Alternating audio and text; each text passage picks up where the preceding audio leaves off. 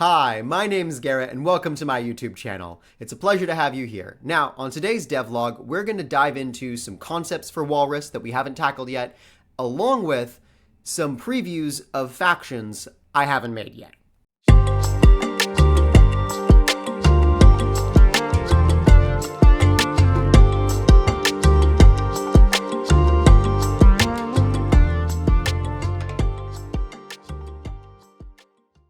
First concept I want to talk about is the difference between when a model is defeated in a match and when it's removed from your warband. So you have an active model, a defeated model, and an eliminated model.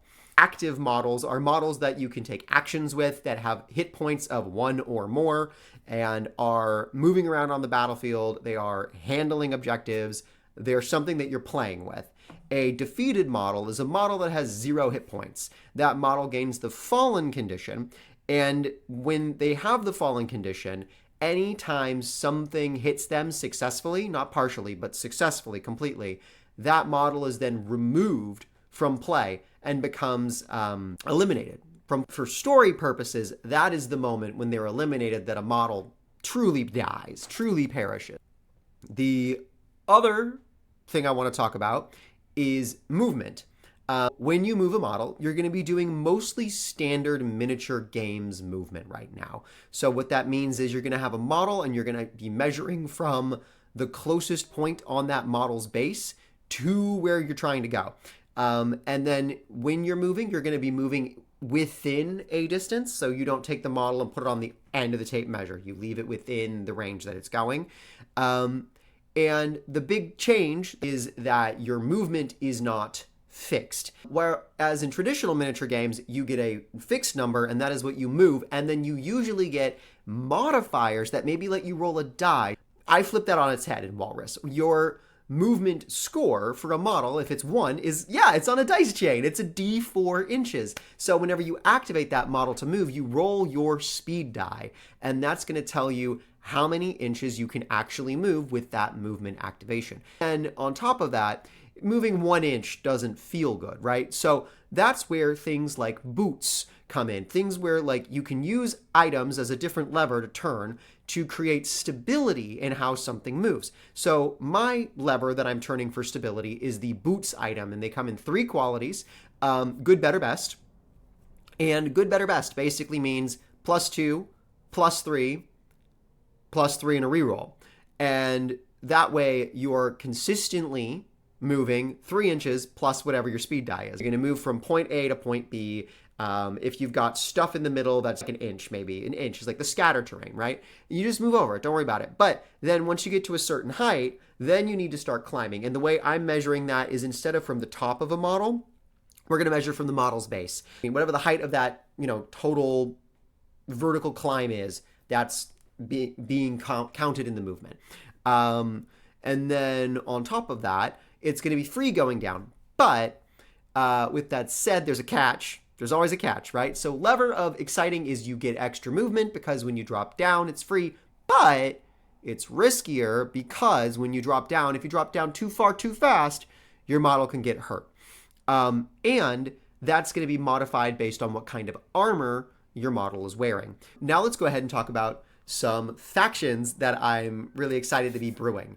I have three more factions after the Avowed and the Wizard War. 2 of them, I have an idea of what I want the concept to be that we'll talk about. And then another one is a mystery.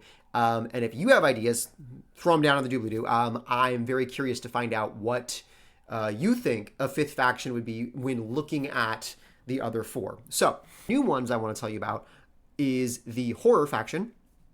It's your Halloween faction for all your, Tim Burton Halloween fans.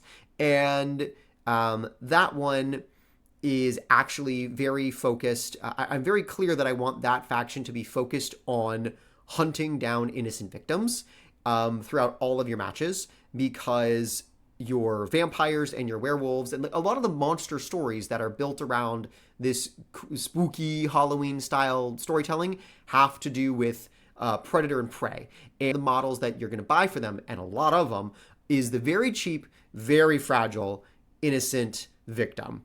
And the innocent victim gets to be killed off by you or your opponent. And that leads to different options that you can rebuy before your next match. So if a vampire defeated that innocent victim, you can rebuy them as a vampire spawn. And they are better stats. They're a new unit. They're going to be either a special or a basic. I think it's going to be basic.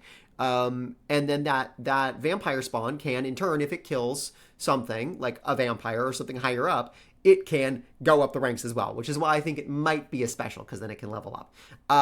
But if your opponent kills off all your innocent victims or saves them and takes them away from you, right? That changes options as well. One, any surviving innocent victims can, of course, be brought back. They're not dead. They were just saved by your opponent, so you get to bring them back next game. There's no harm, no foul. But if those models die, you get to bring them back as shamblers. Their leaders, you can have a vampire lord, a necromancer, or a innocent child. This child is not so innocent. I like this because the innocent child is all about kind of that like horror movie child protagonist poltergeist sort of thing, where they've got some magic that's far more terrible than they could possibly imagine. Maybe some sort of elder being or something that is taken a keen eye in them. And the child just, goes on a playfest. They're just out playing, and all these horrible things are happening around them, and they don't know why. So that's the other leader you can bring too. If you want to tell your own personal horror story, there's going to be like a just cursed child who's playing with things that they don't know what's going on. But yeah, so the vampire leader is definitely going to be a leader that is focused around, you want to hunt down your innocent victims, you want to create vampire spawn, and you're going to build a court. Now that court changes your gameplay from a horde for the faction of bringing a ton of innocent victims into managing the feed stock. They're going to get stronger when they feed during a match, and then if they don't feed the next match, they're going to have some penalties. So the necromancer really leans into the horde element, except that they also have a pet. And the necromancer's pet is, instead of just buying shamblers when an innocent victim dies, you can use bone points instead. And that's where the Frankenstein's monster story comes in, and they can use their bone points from innocent victims to create some sort of monster all their own. And then let's move on to the next faction. Dogs of War. They are all about the love stories and personal struggle stories that we see in classic Hollywood war movies. And so the Dogs of War, they're designed around the idea of they work together in groups, and they're going to gain an extra, one of their leaders is going to have the opportunity to not only activate, but they're going to be able to give something else the ability to activate again, which could trigger another one of those multi-activations. They're going to be the faction that gets a tank. I want them to have some sort of Renaissance tank or something like that, cannons, something like that. They bring artillery. They're gonna do that. They have the backing of a decaying empire, and they have the tech. They're gonna bring it. So they're gonna have a lot of blast-based things, so things that hit template-based weapons where they drop in a zone and all the models in that area get hit. They're gonna have some counter magic. Because they want to keep their, highly trained units okay and safe.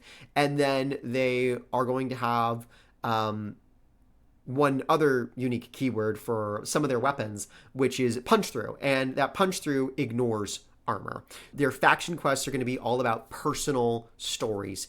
And I also really want the interaction type mechanics in the faction to be focused around those personal stories as well. So one faction quest I've already got is Star-Crossed Lovers, which is the first match you play with this faction, you select a model, and your opponent selects a model from their warband. And those become linked models. Those models are in love, and they wish to go off into the sunset together. And so during the game, if they ever get to be with each other in the middle of the board,